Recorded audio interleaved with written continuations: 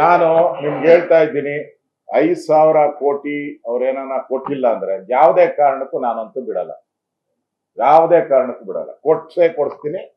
ಇದು ನನ್ನ ಮಾತು. ಕೊಟ್ಟೇ ಕೊಡಿಸ್ತೀನಿ. ಯಾವುದೇ ಕಾರಣಕ್ಕೂ ಬಿಡಲ್ಲ. ಅದೆಂತ ಹೋರಾಟ ಆದ್ರೂ ಸರಿ, ನಾನು ಹೋರಾಟಕ್ಕೂ ಇಳಿಯೋಕೆ ನಾನು ಸಿದ್ಧ ಇದ್ದೀನಿ. ನಾನು ಸಿದ್ಧ ಇದ್ದೀನಿ. ಅದು ತಯಾರಿನೂ ನಾನು ಮಾಡ್ತೀನಿ.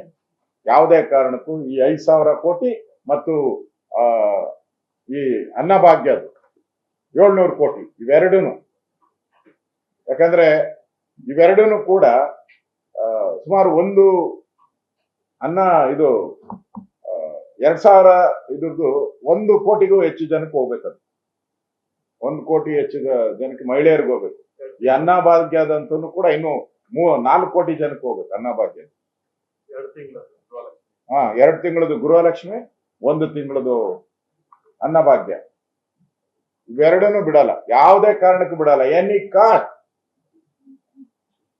ಅದು ಎಂತ ಹೋರಾಟ ಆದ್ರೂ ಸರಿ ನಾವು ಮಾಡ್ತೀರಿ. ಅದನ್ನ ಕೊಡಿಸ್ತೀವಿ.